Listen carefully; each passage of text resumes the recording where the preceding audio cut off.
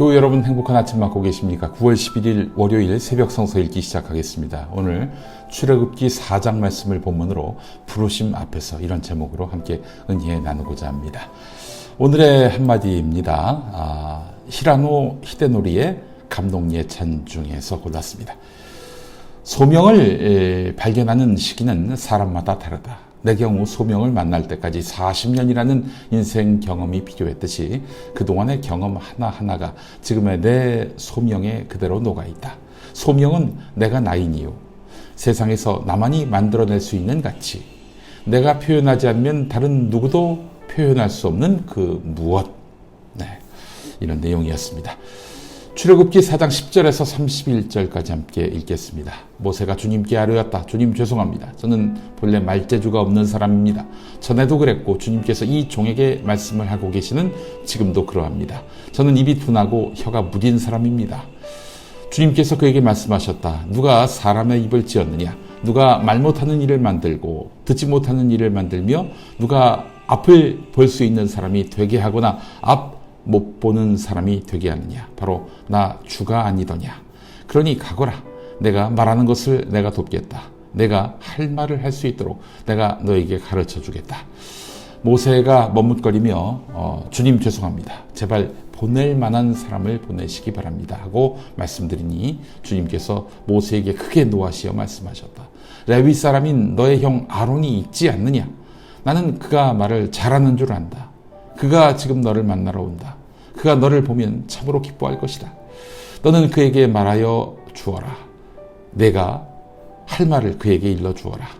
내가 말을 할 때에나 그가 말을 할 때에 내가 너희를 둘 다 돕겠다. 너희가 하여야 할 말을 가르쳐 주겠다. 그가 너를 대신하여 백성에게 말을 할 것이다. 그는 너의 말을 대신 전달할 것이요 너는 그에게 하나님같이 될 것이다. 너는 이 지팡이를 손에 잡아라. 그리고 이것으로 이적을 행하여라. 모세가 그의 장인 이드로에게 돌아가서 이렇게 말하였다. 저는 이제 떠나가야겠습니다. 이집트에 있는 친족들에게로 돌아가서 그들이 아직도 살아있는지를 알아보아야겠습니다. 이드로는 모세에게 편안히 가라고 하면서 작별을 하였다. 주님께서 미디안에서 모세에게 말씀하셨다. 이집트로 돌아가거라. 너의 목숨을 노리던 사람들이 모두 죽었다. 그래서 모세는 아내와 아들들을 나귀 등에 태우고 이집트 땅으로 돌아갔다. 그때에 모세는 손에 하나님의 지팡이를 들고 있었다. 주님께서 모세에게 말씀하셨다. 내가 너에게 이적을 행할 능력을 주었으니 너는 이집트로 돌아가거든 바로의 앞에서 그 모든 이적을 나타내 보여라. 그러나 나는 그가 고집을 부리게 하여 내 백성을 놓아 보내지 않게 하겠다. 너는 바로에게 말하여라. 나 주가 이렇게 말한다. 이스라엘은 나의 맏아들이다. 내가 너에게 나의 아들을 놓아 보내어 나를 예배하게 하라고 하였건만 너는 그를 놓아 보내지 않았다. 그러므로 이제 내가 너의 맏아들을 죽게 하겠다.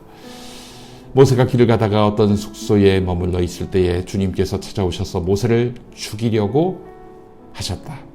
십보라가 부싯돌 칼을 가지고 제 아들의 포피를 잘라서 모세의 발에 대고 당신은 나에게 피남편입니다 하고 말하였다. 그래서 주님께서 그를 놓아주셨는데 그때 십보라가 피남편이라고 말한 것은 바로 이 할례 때문이다. 주님께서 아론에게 광야로 가서 모세를 만나라고 말씀하시니 그가 하나님의 산에 가서 모세를 만나서 입을 맞추어 문안하였다. 모세는 주님께서 자기를 보내시면서 하신 모든 말씀과 자기에게 명하신 이적들에 관한 모든 것을 아론에게 말하여 주었다. 모세와 아론은 이집트로 가서 이스라엘 자손의 모든 장로를 불러 모았다. 아론이 주님께서 모세에게 하신 모든 말씀을 그들에게 일러주고 백성이 보는 앞에서 이적을 행하니 백성이 그들을 믿었다. 그들은 주님께서 이스라엘 자손을 굽어 살피시고 그들이 고통받는 것을 보셨다는 말을 듣고 엎드려 주님께 경배하였다. 하나님이 이스라엘을 애굽에서 구원하시기 위해 모세를 부르셨습니다. 지금 모세는 어떤 상태입니까? 40년 왕족으로 살다가 살인사건에 연루돼서 살인을 저질렀죠. 모세가 미디안 광야로 도망쳤습니다. 그리고 미디안 광야에서 40년을 살았는데 하나님이 히브리 백성을 구출하라 이렇게 명령하셨고 그 말씀대로 행하는 중이었습니다. 자, 하나님은 너에게 대임을 맡기겠다, 능력을 주겠다 이렇게 약속하셨는데 그 확고한 의지를 확인했음에도 불구하고 모세는 4번이나 완곡하게 사양합니다. 하나님은 그때마다 해결책을 제시해 주셨습니다. 하지만 또 사양했습니다. 5번째입니다. 13절을 보면 주님 죄송합니다. 제발 보낼 만한 사람을 보내시기 바랍니다. 나는 자격이 없다, 능력이 없다 이런 얘기죠. 하나님이 부르실 때는 묻지도 따지지도 않고 따르는 게 사람된 도리입니다. 왜냐? 하나님은 내 능력을 보고 선택하시는 게 아니거든요. 어쩌면 그 반대일 수도 있어요. 내가 무능한 상태, 자기 스스로 할 수 있는 일이 하나도 없다라고 판단되는 그 상태에서 부르신다는 점입니다. 그래야 자기를 앞세우지 않잖아요.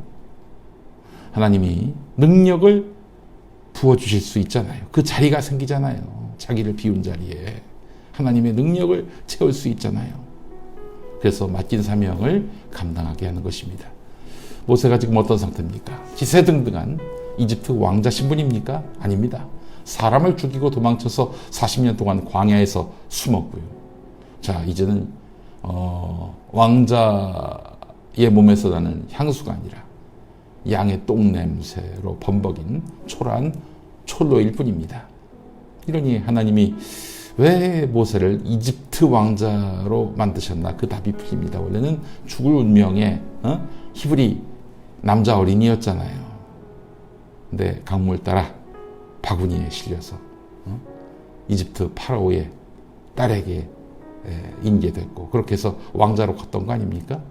하나님이 모세를 이집트 왕자로 세우신 것은 가장 높은 곳에 올리려고 한 것이 아니라 가장 높은 곳에 올렸다가 가장 낮은 곳으로 떨어뜨리고 그렇게 해서 스스로 부질없고 소용없는 존재로 느끼게끔 만드셨다는 거죠.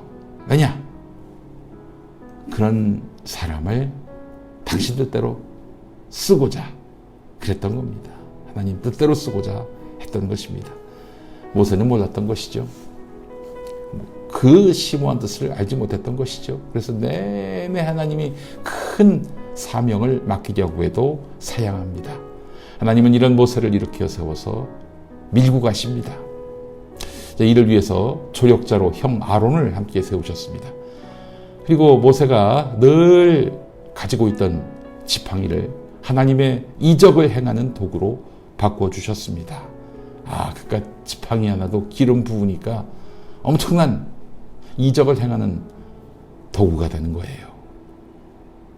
결국 내가 늘 너와 함께 하고 있다라는 하나님의 동행하심의 징표가 된 것입니다. 지금 나란 존재가 비참하고 비루하게 느껴지십니까? 사는 것보다 죽는 게 더 낫다고 생각하십니까? 바닥까지 떨어뜨리시는 하나님의 섭리를 생각하시기 바랍니다. 나를 하나님이 쓰시기 좋은 상태로 만드신다. 이런 믿음을 가져보세요. 모세를 그렇게 하지 않으셨습니까?